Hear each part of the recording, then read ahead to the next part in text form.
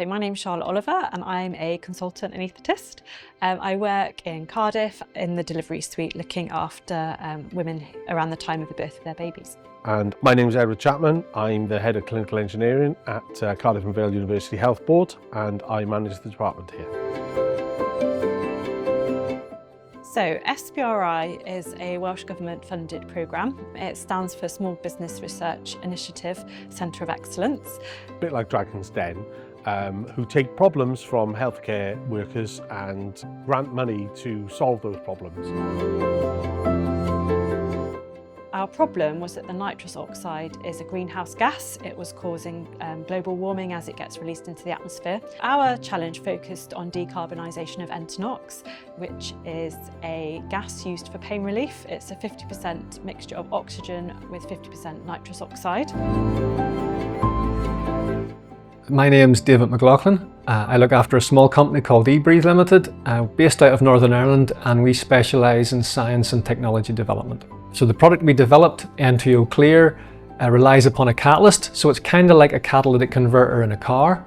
It takes the exhaled Entonox from the patient, heats it up, passes it over a catalyst and turns it into the component nitrogen and oxygen, and that gets rid of the environmental impact of Entonox. I call it an Entonox cracker.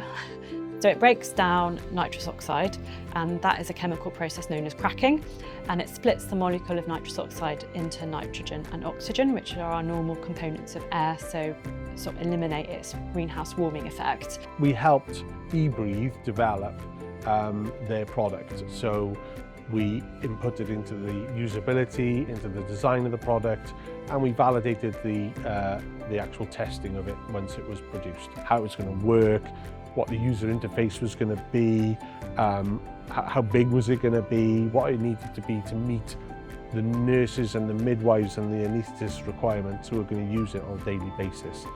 So throughout the project, we were able to build good relationships with the engineers, with the clinicians.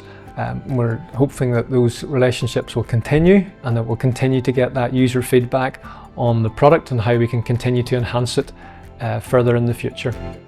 I was able to give the clinical perspective as the technology evolved, how easy it was going to be for staff to use the equipment that we were developing.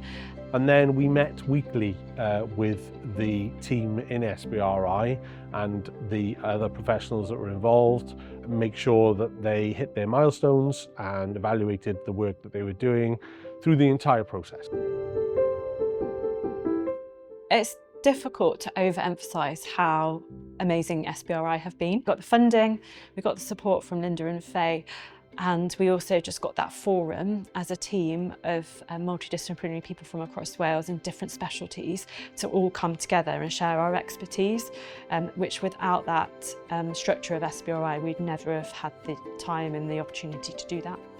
And that meant that all the teams involved, whether that was clinical engineering, the innovation team, the anaesthetists, the users, the midwives, all had an input from beginning to end, which made it very successful. So the future for us, the product is now fully CE and UKCA marked, it's commercially released, and we're looking forward to continuing the relationships that we built up over the period of the SBRI as we bring about further enhancements to the product.